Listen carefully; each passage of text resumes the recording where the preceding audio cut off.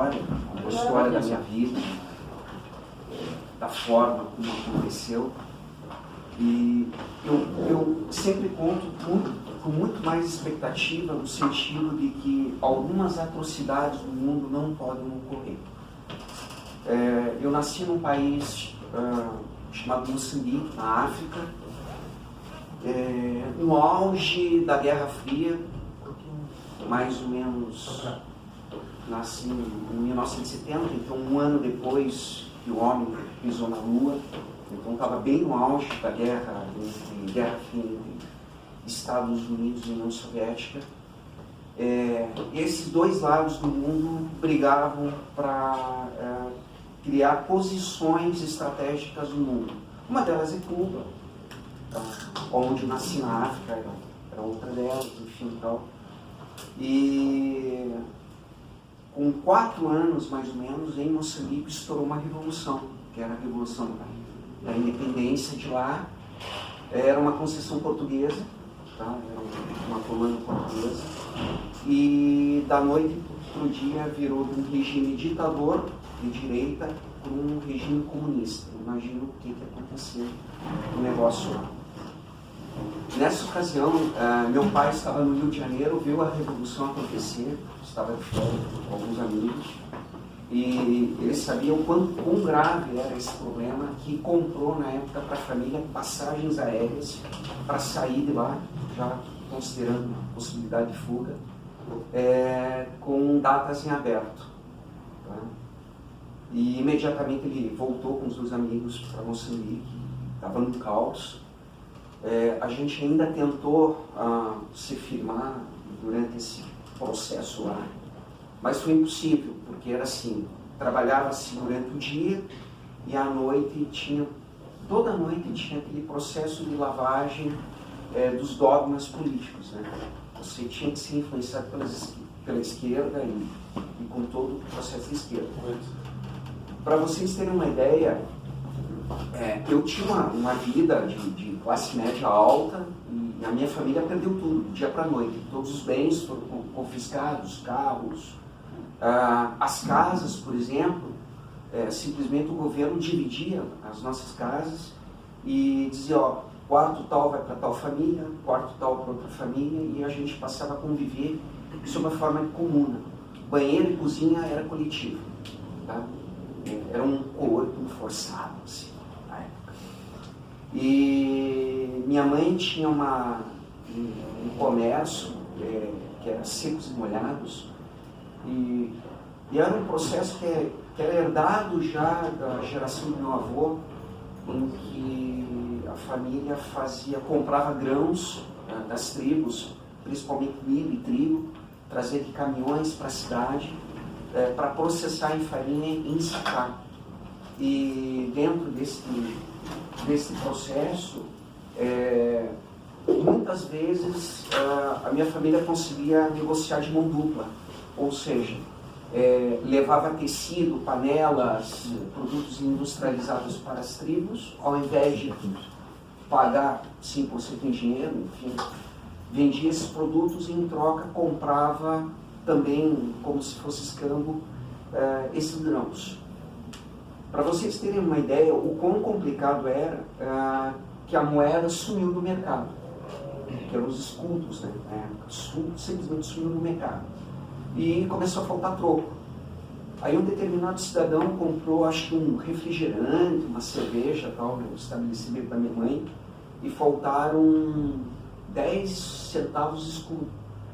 Esse cara foi na polícia, denunciou a gente, dizendo que era contra a nova política da independência, que nós éramos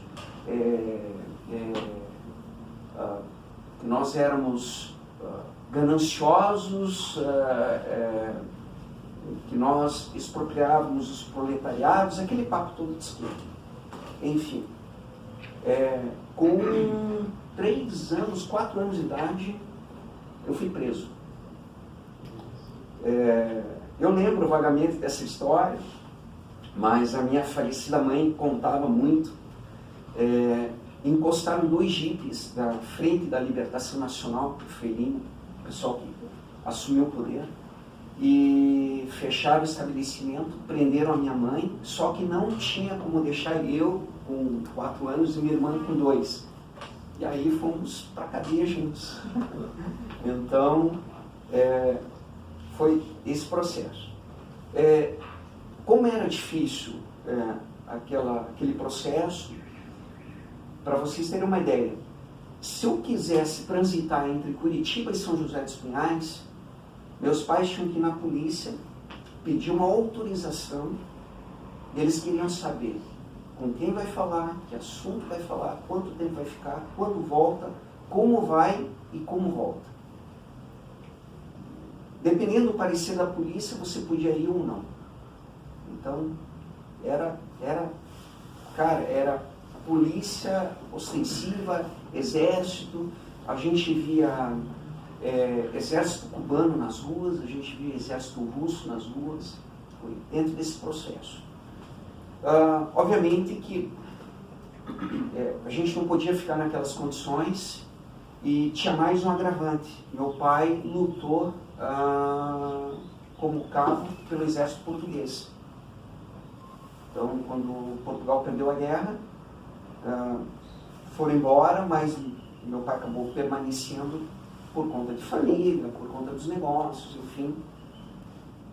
E a gente sabia que cedo ou tarde ia dar algum problema. Então, como sair de lá? Como fugir? A gente precisava fugir, não tinha como.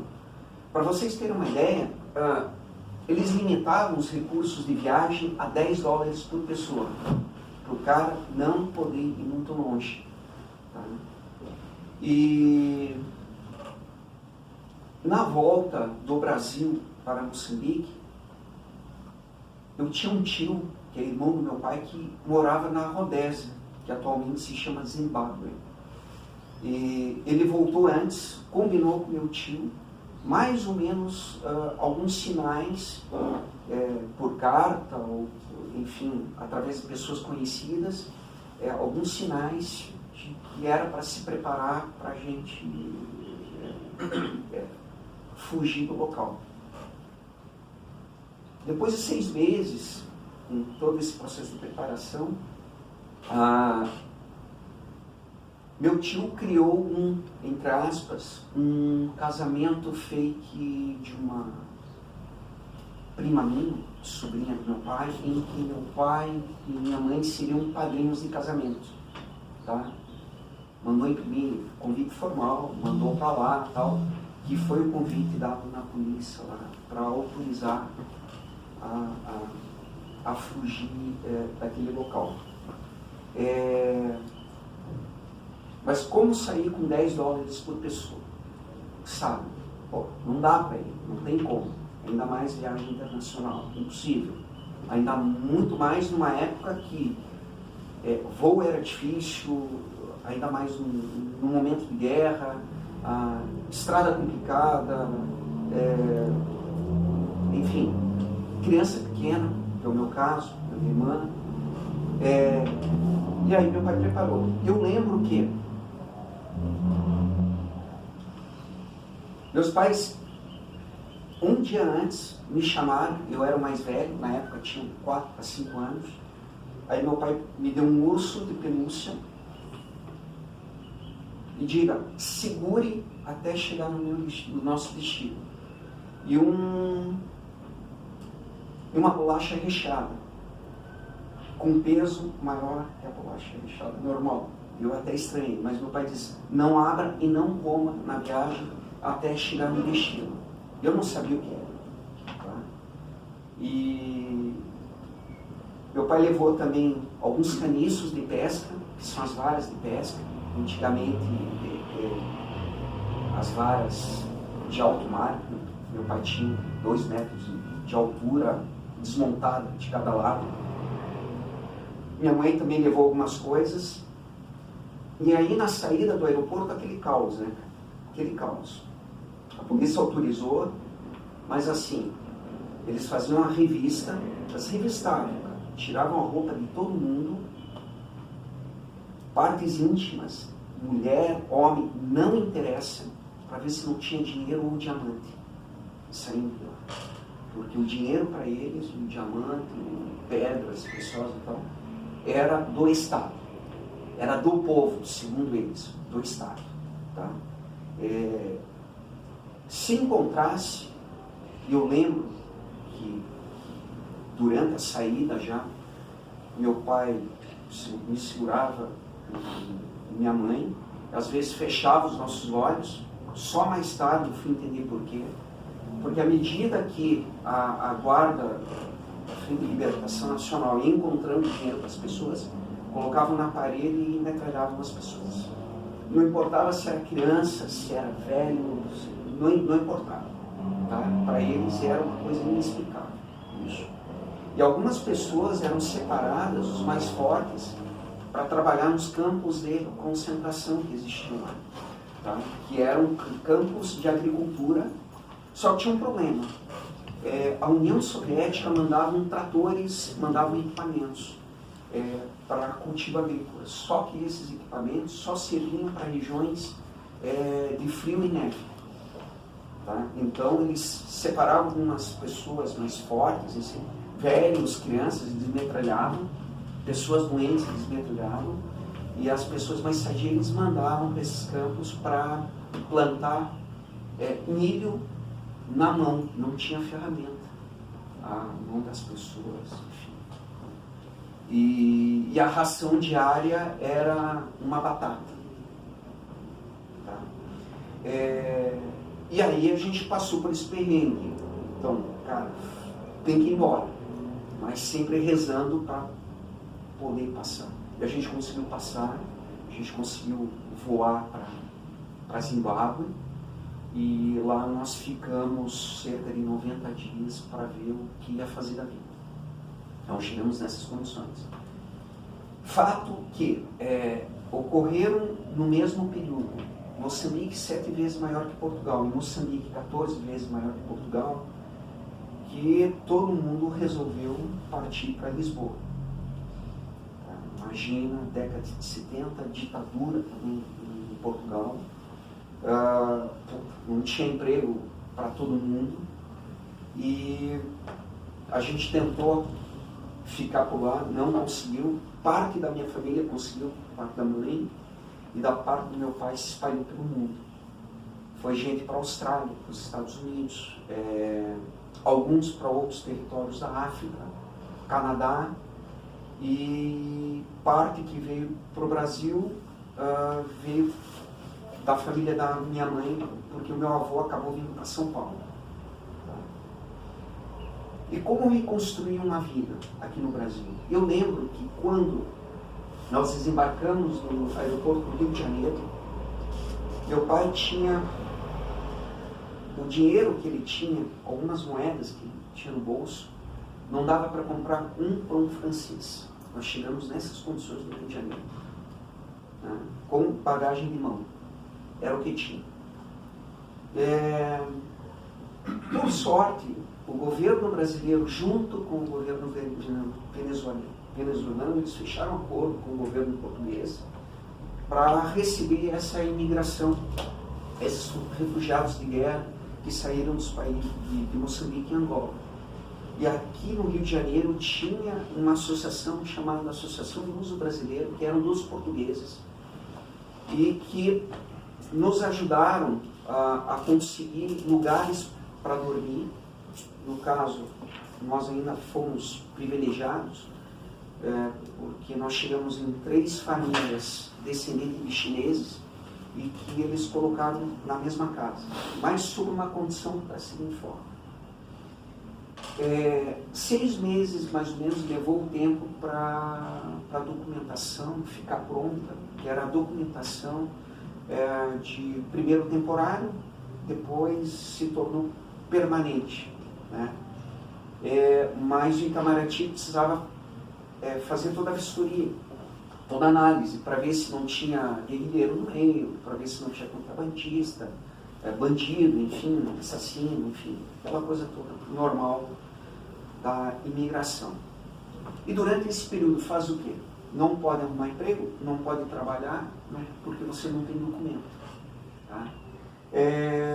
Então, Durante 6 meses nós vivemos nessa casa, na região da Lapa. A refeição era pão, chá e açúcar, dava para fazer uma refeição por dia.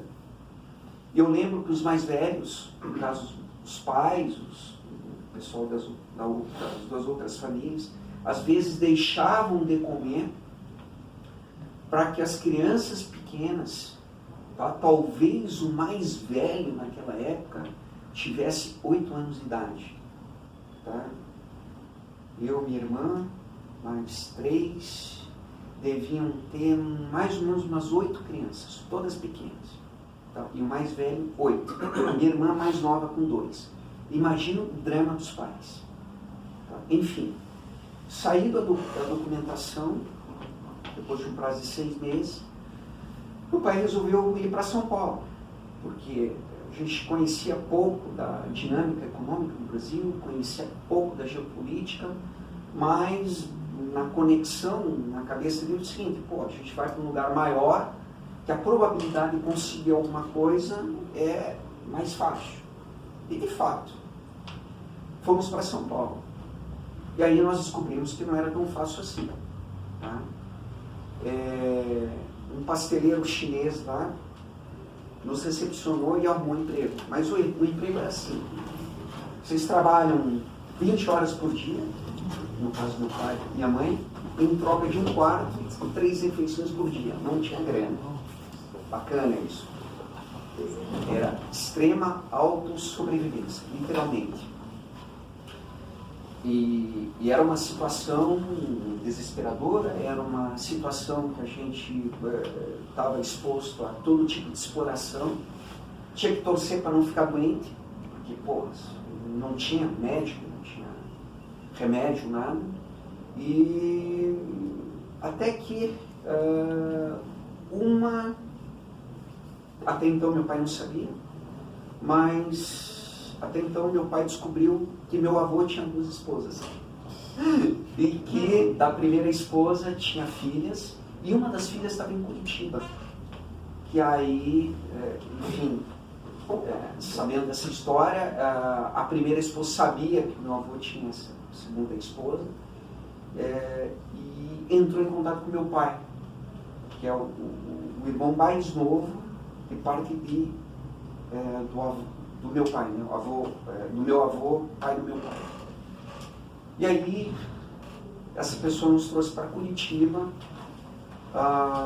nos acolheu no primeiro momento, pelo menos com um lugar um pouco mais confortável, um lugar mais cômodo e com uma alimentação um pouco mais razoável. Obviamente que a gente não podia viver de favor o tempo todo, né? Meu pai começou a procurar imóvel para alugar. E vocês imaginam, imigrante, fugido de guerra, imagine se tem referência, cadastro, não tem. Viu imóvel aqui em Curitiba, perto ali da Polícia Militar do Paraná. Na época existia a Copel, o Sanepar, o DEAN, acho que ali também tinha o mercado da prefeitura, e ele viu um imóvel comercial para alugar. Fez o cadastro, obviamente que a imobiliária não aprovou, não tem como. Óbvio. E aí meu pai não tinha que fazer, tinha que insistir, tinha que persistir. Descobriu quem era a proprietária. Era uma senhora idosa que morava lá no Guadalupe. Pegou o ônibus, malinha, minha mãe, as 2 crianças, e foi falar com a senhora. Minha mãe chorava. Minha mãe chorava de desespero. Meu pai pedia calma, mas não tinha como se acalmar. E aí meu pai começou a argumentar. Contou toda essa história, eu contei para vocês. Obviamente que naquela época para ele estava muito mais vívida. E a senhora idosa se sensibilizou. Só que ela falou o seguinte: olha, eu dependo desse imóvel para complementar minha aposentadoria. É disso que eu tiro meus remédios, enfim, tiro meu sustento. Meu pai entendeu e disse: olha, veja o que a senhora pode fazer para nos ajudar e dentro das condições que a senhora definir, a gente vai aceitar, até porque eu não tenho outra opção. A opção foi o seguinte: te dou um mês para você provar que consegue pagar o primeiro aluguel. Se você pagar o primeiro aluguel, a gente faz um contrato e estabelece via imobiliária, e eu autorizo a imobiliária a fazer o contrato. E nós começamos a trabalhar. Vocês imaginem, uma família de imigrantes tendo uma caixa vazia de Coca-Cola e uma caixa vazia de cerveja branca. Foi assim que nós começamos. Tá? Isso em 1970, chegamos em 76 no Brasil, em fevereiro. Isso em 78 nós começamos. Início de 78. Meu pai pegou a caixa de Brahma, conseguiu um pouquinho de dinheiro com essa prima dele, pegou um táxi e foi até a Brahma, que dali do estabelecimento eram 10 quadras, mais ou menos. Esse país é uma hipocrisia. Comprava, faturava, o cara dizia, tanto mais o frete. Meu pai dizia, não senhor, frete por quê? Ó, o táxi aqui, ó, eu só vim comprar. Não, se não pagar o frete, você não pode levar mercadoria. Meu pai era obrigado a pagar o frete. Então a sacanagem começou aí. Meu pai começou a descobrir a sacanagem. Passava no posto de combustível para comprar saco de gelo e sal, para acelerar o processo. E fazia a mesma coisa com a Coca-Cola. Foi assim que a gente começou. E cara, como é que você toca uma pastelaria? Assim. Cara, tinha que pedir para o cliente esperar para gelar. Cara, foi assim. Imagine o nível de argumentação do meu pai para conseguir. Mas foi muito legal, por outro lado, porque as pessoas começaram a conhecer aquela história daquela família com dificuldade. Então, as pessoas que trabalhavam na região, da Polícia Militar, pessoal do DEAN, pessoal da COPEL, da Sanepar, tá? Tinha algumas outras estruturas administrativas do governo, e começaram a frequentar e dar apoio, inclusive doar algumas roupas, enfim. E aí a gente começou. Meus pais trabalhavam 20 horas por dia, dormiam no quarto. Depois de fechar a porta, não tinha cobertor, não tinha colchão, não tinha nada, não tinha que... E meus pais empilhavam um jornal no chão, se cobriam com um jornal. Imagine, inverno de 1978, foi a época mais ou menos que caiu aquela pseudo-neve. Eu e minha irmã, meus pais juntavam 3 cadeiras de um lado, 3 cadeiras do outro, e colocavam um único colchão, um cobertorzinho fino, e enchiam a gente de jornal. Aquilo era para poder passar. Então era uma situação extremamente complexa. E tinha mais um detalhe: o que a gente servia de estoque para os clientes, a gente não podia consumir. Então às vezes você via, além da pastelaria, minha mãe servia refeições para o pessoal ali na hora do almoço, mas aquele bife que era servido eu não podia consumir. Entendeu? Eu tinha o arroz, que era um custo mais barato, e aí a minha mãe pedia para o açougueiro separar as partes que tinha um pouco giro, enfim, as partes que o açougueiro descartava. Como cérebro de boi, cara, eu não posso ver esse troço na minha frente, tá? Porque me lembra essa época. É complicado, mas precisava consumir fígado, né? Essas coisas que as crianças de hoje olham e acham que, cara, na fome, melhor algo na barriga do que não ter nada. Tá? E aí a gente foi progredindo. Tá? E eu lembro lá atrás, no Rio de Janeiro, voltando um pouquinho em 76, no primeiro Natal, eu e minha irmã acostumados à bonança, no lugar onde a gente nasceu, e, cara, a gente empacou na frente de uma loja de brinquedo normal, né? Imagina, uma criança de 4 anos, ou 2. Aí meu pai olhou para mim, Isso. Contou lá uma história que a gente não entendeu muito bem. Falei, porra, tá me enrolando, não vai comprar, né? Mas eu lembro de um negócio que ele me falou, que mais tarde caiu uma lembrança que realmente ele quis falar, porque naquela idade eu realmente não entendia. Ele disse para mim: meus filhos, eu hei de ensiná-los a pescar.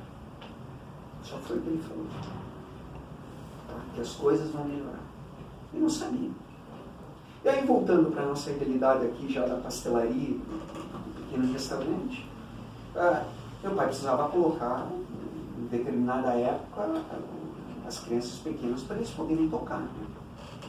Então, ele conseguiu me colocar, eu e minha irmã, numa creche, umas freiras católicas que tinham de perto e tal. Alguns fizeram, as freiras entenderam. Porra, foi meu maior desespero, cara. Primeiro dia, porra, eu chorava. Quando meu pai sumiu, o cara me bateu um desespero. Fiquei, puta, fui abandonado. O primeiro dia. Porque, cara, imagina, eu não entendi o que estava acontecendo. Ainda mais assim. Tá? Então foi extremamente traumático. Né? E aí, quando eu completei de 6 para 7 anos, precisei estudar. Escola pública, não aceitava. Mas como não aceita? É que vocês não são brasileiros, vocês são estrangeiros. Pô, mas a gente é refugiado. Não, vocês são estrangeiros, vocês têm que ter condição. Eles entendem que o estrangeiro que vem para o Brasil é estrangeiro rico. Não, não é o que tem posse. Pô, eu sou refugiado. Não consegui. Aí, meu pai conseguiu, entre aspas, um colégio particular, que era o que ele podia pagar. Então eu consegui fazer aquele processo do primeiro ano até o 8º. Hoje mudou tudo. Para vocês terem uma ideia, esse colégio, quando eu terminei o 8º ano, ele tinha 6 alunos. Ou seja, não era um bom colégio. Não era um top. Era o que o meu pai podia pagar para os dois, né? Mas a história, ela foi nos dando fibra, ela foi nos dando gana, ela foi, tanto para mim, para minha irmã, e foi nesse meio, a gente foi aprendendo a farejar algumas coisas, intuir algumas coisas.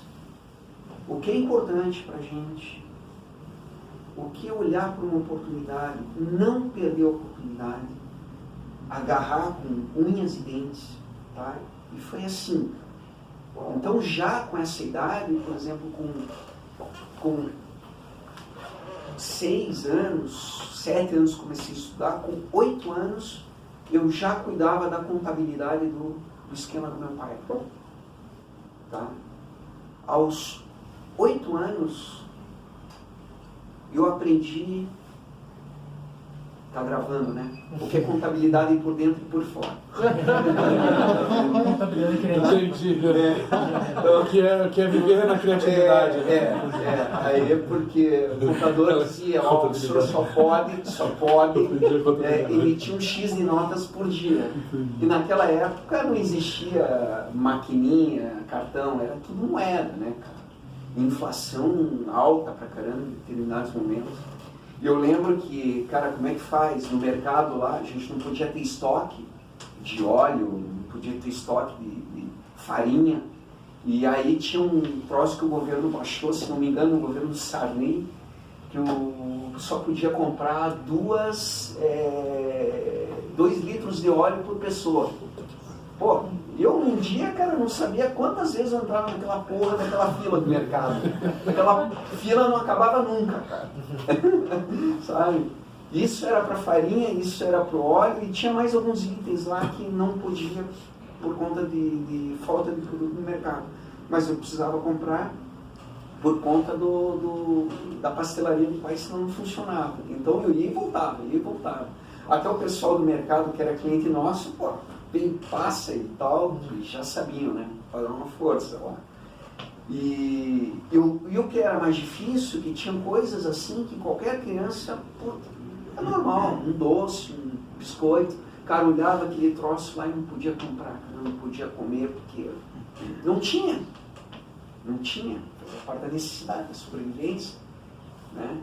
E aí, olhava pro menino da minha idade, lá do meu tamanho, gritando lá, porque a mãe comprou um doce e ele queria outro. Eu falei, puta, vontade de ir lá dar um sopado, mudar esse troço aqui. E não podia fazer, cara. Tá? Mas enfim, e aí fui andando e eu, obviamente, depois minha irmã, a gente, família, não podia pagar empregados, nós tínhamos uma só, e tinha que ajudar. Então era assim, eu estudava à tarde, então de manhã eu começava na cozinha com minha irmã, puta, ficava lavando tomate, alface lá, cara, aquele troço nunca terminava, cara, era uma loucura, né? E cortar o troço, preparar partes do prato que mexiam com fogo para ajudar minha mãe. Aí na hora do horário quente do movimento, né, meu pai ia pro caixa e eu ia servir as mesas. E aprendi cedo que prato de comida não dava dinheiro. Meu pai dizia, ó, mete refrigerante, mete cerveja e mete água. Então quando eu estava terminando, ó, vai mais uma coca e cara, já estava aqui na minha mão para ganhar tempo. Então algumas questões assim que a gente aprende a ser safo nessas coisas, né? Então a necessidade te leva a isso. Quando eu terminei o 8º ano, aí eu falei, meu pai me